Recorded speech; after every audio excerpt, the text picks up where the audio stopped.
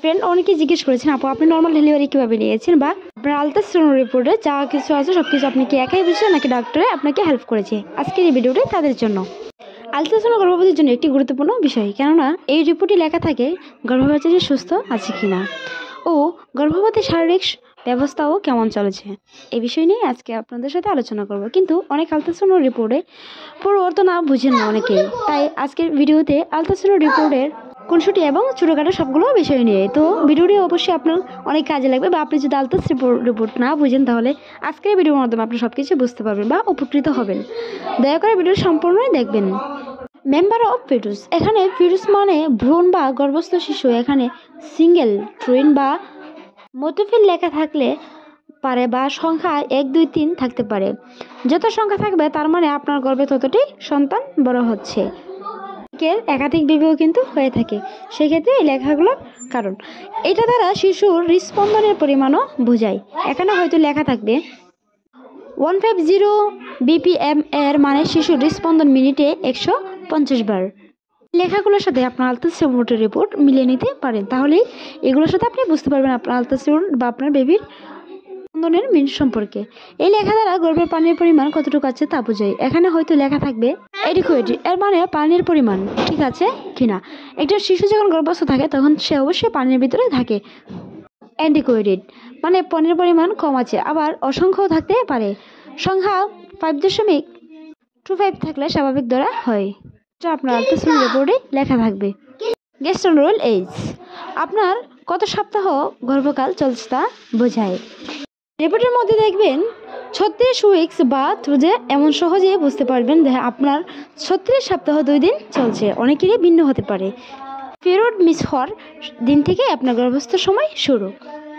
EDD, আপনার সম্ভাব্য ডেলিভারির তারিখ কবে হবে সেরকম একটা তারিখও এখানে থাকবে, সে আপনার ডেলিভারির তারিখ বোঝায়। পার্সেন্টেজ, আপনার শিশু কোন অবস্থানে আছে সেটা দ্বারা এখনো বোঝানো হয়েছে। এখানে লেখা থাকবে ক্যাপিটাল পার্সেন্টেজ, এর মানে আপনার শিশুর মাথা নিচে ও পা উপরে আছে। সেটা নর্মাল ডেলিভারির ক্ষেত্রেও হয়ে থাকে। শিশুর এমনটা থাকলে আপনি বুঝতে পারবেন বা আপনি খুশি থাকাই ভালো যে আপনার এতে নর্মাল ডেলিভারি হওয়ার সম্ভাবনা খুব বেশি রয়েছে। এখানে লেখা থাকতে পারে, এর মানে শিশুটি মাথা উপরে বা পা নিচে আছে। নর্মাল ডেলিভারির আগের অবস্থানটাই বোঝায়। ভার্সেস হেল লেখাও থাকতে পারে, এর মানে শিশুটি পেটে আড়াআড়িভাবে আছে। পজিশনে থাকলে নর্মাল হওয়া সম্ভবই নয়। এছাড়াও একে লেখাকার সাথে ট্রাভেলও লেখা আনস্টেবল লেখা উল্লেখ থাকতে পারে। স্টেবল অন, শিশুটি যে কোনো এক সময় পজিশন পাল্টাতে পারে। আনস্টেবল মানে পজিশন আর পাল্টাতে যাবে না। সাধারণত 37 সপ্তাহের পর বিভিন্ন শিশু পজিশন আনস্টেবল হয়ে থাকে। শিশুর আর পজিশন পাল্টানো সম্ভব নয়, যেটা নর্মাল ডেলিভারিও হয়ে থাকে না।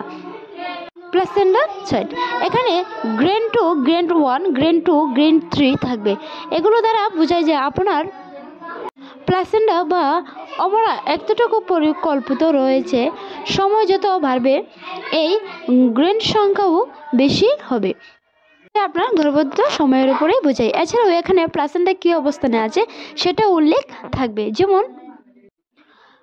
অ্যান্টেরিয়র প্লাসেন্টা, ওপরের segment and lower and segment lies from os, এগুলো স্বাভাবিক পজিশন। কিছু ক্ষেত্রে প্লাসেন্টা পরভিয়া বা লো লেক্স প্লেসেন্টাও থাকতে পারে, সেগুলোতে জটিলতা সৃষ্টি হতে পারে। সেক্ষেত্রে আপনার উচিত ডাক্তারের পরামর্শ গ্রহণ করা। আপনার গর্ভস্থ শিশুর জন্য বিপজ্জনকও হতে পারে, তাই চিকিৎসকের পরামর্শ রাখাই উচিত। CRL, এটা দ্বারা শিশুর মাথা থেকে পিছন বা একটু সহজ ভাষা মানে তার পেছন থেকে মাথা পর্যন্ত সাইজ বোঝানো হয়েছে। BPD, শিশুর মাথার ভেস অংশ দ্বারা বোঝায়। মূলত শিশুর মাথার আকৃতি থেকে তার বয়স ও ওজন মাপতে সহজ হয়। HC, শিশুর পুরো মাথার পরিধি এর দ্বারা বোঝানো হয়ে থাকে, যা আপনার আলট্রাসাউন্ড রিপোর্টে এরকমটাই লেখা থাকতে পারে। শিশুর পেটের পরিধি কতটুকু সেটা বোঝায়, যাই এই লেখা থাকে। FL, মানবদেহের সবচেয়ে বড় হাড় হলো ফিমার, তাই এই সংখ্যা দ্বারা শিশুর বড় হাড়ের পরিমাণ বোঝায়। EFW, এটা দ্বারা শিশুর ওজন কত সেটা বোঝায়। এখানে লেখা দেখবেন 2500 গ্রাম, অর্থাৎ 2 কেজি 500 গ্রামের মতো শিশুর ওজন এক এক শিশুর ক্ষেত্রে এক এক রকম ওজন আসতে পারে। জেন্ডার, এটা দ্বারা শিশুর লিঙ্গ বা ছেলে না মেয়ে হয়েছে সেটা বোঝানো হয়। এখানে থাকতে পারে মেল অর্থ ছেলে, ফিমেল মেয়ে, বা এক্স এক্স মেয়ে, এক্স ওয়াই ছেলে। তবে এটা অবশ্যই মনে রাখবেন, গর্ভের শিশুর লিঙ্গ উল্লেখ করা পৃথিবীর বিভিন্ন দেশে নিষিদ্ধ। আমাদের দেশেও বর্তমানে ছেলে না মেয়ে হবে উল্লেখ করা নিষিদ্ধ। তাই আপনার রিপোর্টে এই তথ্য না থাকলে আপনি সরাসরি ডাক্তারকে প্রশ্ন করতে পারেন, যদি আপনার জানাটা দরকার মনে হয় আপনার গর্ভস্থ সন্তান ছেলে বা মেয়ে। আমাদের চ্যানেলের প্রতিদিন অসংখ্য মানুষ জানতে চান তার শিশুর হৃদস্পন্দন 150 বা 135 BPM তাহলে ছেলে না মেয়ে হবে। দয়া করে আমাদের শুধু নয়, ইউটিউব বা ইউটিউবের বাইরেও কাউকে এ প্রশ্ন